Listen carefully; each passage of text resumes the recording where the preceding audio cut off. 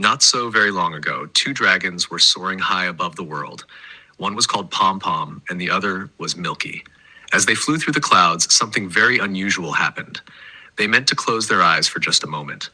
But dragon moments can be very long indeed. When they finally woke, 100 years had passed. Everyone knows what happens when dragons sleep that long. They forget. They forget everything they ever learned. It turned out that Milky was supposed to be the one to wake Pom Pom after their long sleep. Unfortunately, he forgot. The two dragons drifted lower and lower through fluffy white clouds and beneath a bright rainbow until they gently landed in the little alley known as Curiosity Street. Aki the mouse was the very first to spot them. From the top of the tallest building right beside the old mango tree, he rang the great brass bell with all his might. Dong, dong, dong, dong. In no time, every animal on Curiosity Street came running to see. After all, it isn't every day that dragons fall from the sky. The dragons barely noticed the crowd. They were far too busy trying to breathe fire again and again and again. Nothing happened. Their long sleep had put out the fire inside them. For a dragon, breathing fire isn't just impressive, it is essential. Fire isn't only for warmth or grand shows, it's how they prepare every meal they eat. Dragons only enjoy roasted food, charred cherries, caramelized apples, crispy toasted nuts, and even a perfectly fire-roasted Sabbath chicken. Without fire, nothing tasted right. Worse still, dragons who can't breathe fire get terribly sensitive scales, and of course, become terribly hungry. Hungry dragons quickly become grumpy dragons. The animals of Curiosity Street watched with growing concern. Even George the Hedgehog climbed onto his favorite little stool to get a better look. But Pom Pom and Milky were too busy trying to coax even the tiniest spark from their mouths. Aki hurried over with the sweetest mangoes he had ever grown. The dragons politely sniffed them. Raw, said Pom Pom. Not roasted, sighed Milky. They shook their heads sadly. A mango that wasn't caramelized simply had no flavor at all. Yossi the squirrel rushed to ask the Winter Queen for a little sunshine dust to sprinkle over Pecky the hen's beautiful red apples. The apples became wonderfully warm and shiny, but still not roasted enough for dragons. The animals gathered together. What can we do? They whispered. Even the lion, who had only recently been chosen king over George the Hedgehog, had no idea. Two hungry, grumpy dragons with sensitive scales were a big challenge even for him. Then, from the edge of the crowd came a familiar voice. Quack, quack, quiet everyone. It was the frog.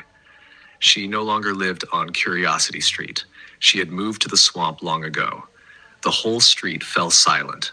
The only one old enough to remember something like this, said the frog softly, is the swamp itself. It is ancient. It has seen almost everything. Nobody on Curiosity Street had ever heard of dragons before that morning, let alone dragons who forgot to wake up on time. The frog sounded quite convincing, so they all followed the winding dirt path, beyond the houses, beyond the gardens, and beyond the fields. From the mighty lion to tiny Aki the mouse, every animal walked together. At last, they reached the deep swamp, thick with reeds, water, and soft mud. The frog croaked joyfully until the swamp itself seemed to wake up. The water rippled, the mud bubbled, the reeds swayed. Then, in a deep, slow, bubbling voice, the swamp spoke. How may I help you, my dear frog? We've come to ask how we can heal the dragons, replied the frog. The swamp thought for a long moment. Then it smiled. All you need is a basket full of kisses. The lion immediately roared. No, absolutely not. The giraffe looked desperately for somewhere to hide. It didn't work. John the monkey scrambled so high up the mulberry tree that George the hedgehog had to put on his glasses just to see him. You see, no one on Curiosity Street liked kisses. Not even a little bit. Days passed, and Milky and Pom Pom could bear the hunger no longer. Boiling tears began to spill from their eyes until the whole of Curiosity Street was awash in them.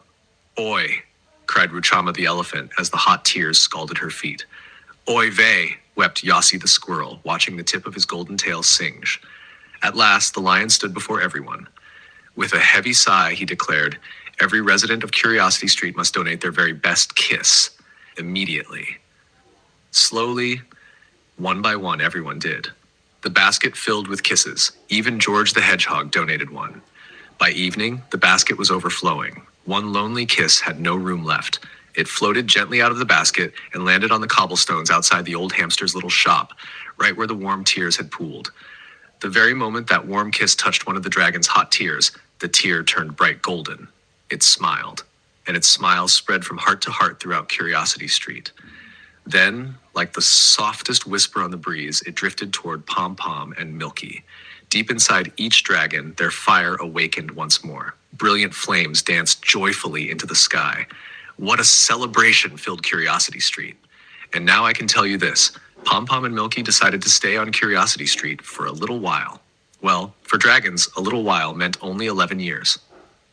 They built a cozy home right beside Pecky the hen. And although the animals of Curiosity Street never disliked kisses again, it still takes quite a bit of convincing to get Pecky the hen to accept one.